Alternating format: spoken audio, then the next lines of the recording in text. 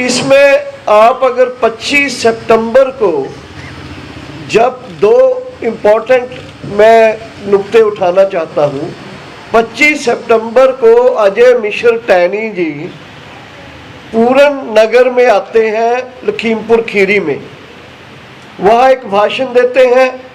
कुदरती उनकी Facebook live video जो हमको मिल गई अचानक, वो वैसे उन्होंने कोई रिकॉर्ड छोड़ा नहीं था।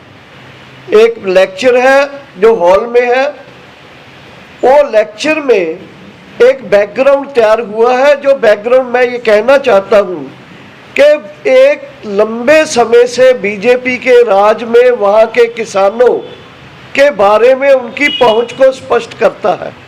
और उसमें उन्होंने जो कहा, उससे पहले जिस तरह से उनकी गाड़ी आराम से निकाली किसानों ने, उसको किसानों ने बकायदा आगे होके गाड़ी को पीसफुली निकालने में हेल्प की।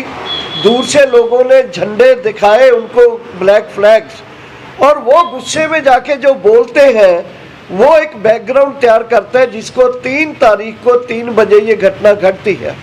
टैनी जी बोलते हैं कि मैं एमएलए एमपी हूँ, लेकिन इससे पहले मैं क्या था ये इन लोगों को पता है। मैं कोई हिसाब रखना नहीं चाहता, साथ साथ चुकता करता हूँ। और यहाँ तक बोल गए वो कि ये लोगों ने पट्टे पे लिए हुई ज़मीनें जो थी लोगों की, उस पर कब्जा किया है और इन्होंने बड़ी बड़ी बिल्डिंग्स बना रखी है। इन लोगों को यूपी से बाहर फेंक देंगे, बाहर उखाड़ के भेज देंगे। मतलब जिन लोगों को टारगेट कर रहे हैं उससे उनकी वो वीडियो बहुत क्लियर स्पष्ट होती है। और 3 तारीख को उनका बेटा अपने साथियों के साथ उस पूरा जो एक साजिश रची जा रही थी उसको एक व्यवहारिक अंजाम देते हैं। और उसमें भी आपने देखा कि पहले दिन लोगों को गुमराह करने की कोशिश की गई। जैसे ही वीडियो वो थार जीप वाली आई और दूसरी कुछ वीडियोस आई तो लोगों को समझ आया कि कैसे ये जो घटना है ये सिंपल घटना नहीं है, ये घटना उस पूरी साजिश का हिस्सा एक तरफ है, और दूसरा इस घटना के जरिए ये लोगों के ऊपर एक टेरराइज्ड अटैक कर रहे हैं, टेरर अटैक कर रहे हैं। यानी एक लोगों को चुप कराने की कि आप अपनी बात मत रखो, काले झंडे तो क्या आपको बोलने भी नहीं देंगे। तो ये घटना बैकग्राउंड में हम ये कहना चाहते हैं कि संयुक्त किसान मोर्चे ने 3 तारीख को ही, पहले ही 25 तारीख की जो घटना थी, वीडियो थी, हमने उसको बहुत वायरल किया, लोगों को बताया। और 3 तारीख की घटना को जैसे ही आई उसको हमने देखा कि कैसे हमारे 4 साथी और एक पत्रकार साथी जो थे कश्यप जी, वो शहीद हुए। और उस घटना के साथ उन्होंने जो दहशत पाने की कोशिश की, टेरराइज करने की कोशिश की, संयुक्त किसान मोर्चे ने पूरे देश में इसके विरोध में डिमांड करते हुए उसके पिताजी के बारे में और इनके बारे में पूरे देश से एक मेमोरेंडम भेजा राष्ट्रपति जी को नेक्स्ट डे ही। और ये जो एक वातावरण क्रिएट कर रहे थे उस वातावरण को हमने तोड़ा। इस बैकग्राउंड में पूरी घटना को देखना चाहिए। और आज भी वहाँ के किसान जनरली, खास करके पंजाबी किसान स्पेसिफिकली, वो उनके ऊपर अटैक होने की संभावना है। उसी दिन खट्टर जी का बयान आया जो आपने सुना होगा। ये कुल मिला के एक बैकग्राउंड है जिसमें मोदी जी का बयान भी उस दिन आया था। इन पूरी विचारधारक लड़ाई में हमारे किसान विक्टिम हुए हैं, शहीद हुए हैं। और इस प्रेस कॉन्फ्रेंस के जरिए मैं आपको ये बताना चाहता हूँ कि संयुक्त किसान मोर्चा इस लड़ाई को अंत तक लड़ेगा। ये आंदोलन 10 महीना चल रहा है, अगले 26 नवंबर 1 साल पूरा होगा, आप सबको मालूम है।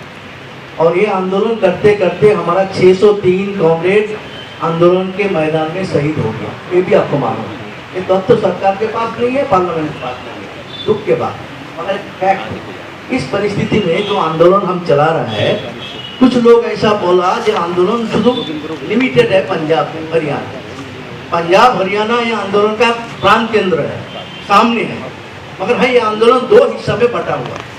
एक है 6 राज्य जो है पंजाब हरियाणा उत्तर प्रदेश उत्तराखंड, उसके बाद मध्य प्रदेश राजस्थान, ये 6 राज्य दिल्ली के चार्ज जो है, ये है दिल्ली को घेरने का जो आंदोलन है, इस आंदोलन में वो बैठे हैं, उसको ताकत बढ़ा के ये आंदोलन चला रहा है। और दूसरा है 25 राज्य जो है वो अपना अपना राज्य में, जिला में, गांव में, ब्लॉक में हर कल को आज तक जितना कॉल दिया है एसकेएम हर कल को पूरा तरह इसको पारित किया है। इसलिए ये बात समझना चाहिए कि ऑल इंडिया लेवल पे ये दो हिस्सा में आंदोलन चल रहा है। और जब हड़ताल बंद हुआ 40 करोड़ से ज्यादा लोग इस बंद में शामिल। ये आंदोलन को सारे लोग समर्थन किया, 10 ट्रेड यूनियन समर्थन किया, ये आंदोलन को बाकी स्टूडेंट यूथ वीमेन समर्थन किया, इस आंदोलन को बुद्धिजीवी लेखक साहित्यिक समर्थन किया। इतना व्यापक समर्थन आज तक कोई आंदोलन को हमारा सामने देखा नहीं। इस आंदोलन सबके समर्थन के साथ पूरा देश में चल रहा है। इसलिए आज जब कोई हम प्रोग्राम ऐलान करता है, आज एसकेएम एक नाम बन गया पेटेंट। एसकेएम को घोषणा करेगा तो अपना गांव में, अपना मोहल्ला में बैठ के लोग तैयारी शुरू कर देता है और वो प्रोग्राम को कार्यान्वित करता है। तो आज किसान आंदोलन, किसान का जो दुख दर्द का सवाल है ये पहुंच गया है गांव गांव में। और इस आंदोलन को आगे बढ़ाने के लिए जब हम आगे बढ़ रहा है तो सरकार फ्रस्ट्रेटेड है, हमको आंदोलन जोड़ नहीं पाया, हमको बदनाम करके आइसोलेट कर नहीं पाया, हमारा अंदर विभेद पैदा कर नहीं किया, 500 संगठन करता है। इसी तरह जब नाकामयाब है तो प्राण में मारने का फैसला करता है। ये आरएसएस का हिंसा है, फिजिकली खत्म किया। पहले हरियाणा में एक कॉमरेड को खत्म किया, हरियाणा मुख्यमंत्री के निर्देश में, दूसरा असम के मुख्यमंत्री के निर्देश में, दो असम में खत्म किया, दूसरा और तीसरा योगी का सहयोग में हमारा उत्तर प्रदेश में 5 साथियों को खत्म किया। तो मालूम नहीं है आने वाला दिन में ये उसका लाइन होगा तो शायद जहाँ जहाँ उसका सरकार है या ताकत है आरएसएस शायद इस तरह खून खराबी, क्योंकि समझ रहा है आंदोलन डरा नहीं पा रहा है, इसको टेरर करो, इसको खून करो, इस तरह से इस आंदोलन को हम तोड़ सकता। मगर हम ये बात कह सकता, ये आंदोलन चल रहा है, ये चलेगा, पूरा हिंदुस्तान के कोने कोने चल रहा है। और अगले आंदोलन जब हम घोषणा करेंगे इस महीना का पूरा, इसके पता चलेगा कि सरकार को कोई बात को हम रियायत नहीं करेंगे, आंदोलन लड़ेंगे हम और जीतेंगे। इसी मकसद के साथ ये आंदोलन को आगे बढ़ाएंगे। धन्यवाद। 2022 में चुनाव यहाँ प्रस्तावित हैं और उत्तर प्रदेश बुरा जो देश का, जहाँ से प्रधानमंत्री आते हैं देश के, एक आज हालात ये उत्तर प्रदेश के जो घटना की गई है, एक साजिश तय की गई है। उत्तर प्रदेश में भारत में सबसे ज़्यादा गन्ना पकाया है, 8000 करोड़। उत्तर प्रदेश में पूरे हिंदुस्तान में सबसे ज़्यादा बिजली के बिल हैं, 22,000 रुपये साल लगभग ट्यूबवेल के। उत्तर प्रदेश में एमएसपी पर खरीद मात्र 10% होती है और उत्तर प्रदेश में सबसे ज़्यादा दमन है इस टाइम। तो अब क्योंकि घटना हुई है लखीमपुर की, हमको ये भी जानकारी मिली है कि दिल्ली के आंदोलन में ये जो हमारा कैंप लगा, ये धरना चल रहा हमारा गाजीपुर में, हमारे उत्तराखंड के लोगों ने और तराई के लोगों ने बढ़ चढ़ के भाग लिया। इस बात को दृष्टि रखते हुए ये जो मंत्री जी जो बयान दिया 2 दिन पहले कि हम सब सिखा देंगे, इनकी पूरी साजिश थी। अब तक इस पार्टी ने हमें बांटा, हिंदू मुसलमान बांटा था और ये साजिश थी लखीमपुर की मंत्री की इसी तरीके से हम उत्तर प्रदेश में सिख और हिंदू में बांट रहे हैं, स्पष्ट सारी तरीके है। लेकिन वो सारी कामयाबी भी इनके पास कोई कागज नहीं आज तारीख में, इसलिए उत्तर प्रदेश को टारगेट करना चाहते हैं और उत्तर प्रदेश में दमनगी अपना रहे हैं। जिस दिन ये घटना हुई थी अगले दिन बाद मीटिंग थी, आपने देखा होगा डीजीपी बराबर बैठे बात कर रहे थे और डीजीपी ने ऐलान किया था कि पॉलिटिकल नेता नहीं आएंगे यहाँ, किसान नेताओं को कोई रोक टोक नहीं है। लेकिन उसके बावजूद जो भी लोग हम लोग गए वहाँ निकल कर खेतों में जाना हमको पड़ा, पूरे पॉलिसी कर दिए थे उन्होंने।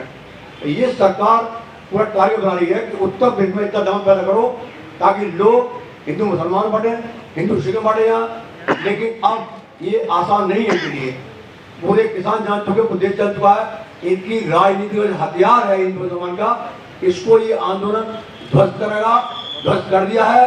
और अब इस देश की लड़ाई 135 करोड़ की लड़ाई किसान लड़ रहे हैं, किसान लड़ रहे हैं पूरे देश की लड़ाई, और ये लड़ाई पूरे भारत की है।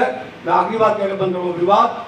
साथियों, आज लड़ाई एक उससे नहीं है, जिस पार्टी है, इस दिल्ली की कुर्सी पर एक फासिस्ट सोच बैठी है और वो सोच ये है जब कोई छात्र आंदोलन करते हैं तो उनको कहती है टुकड़े गए के लोग हैं ये।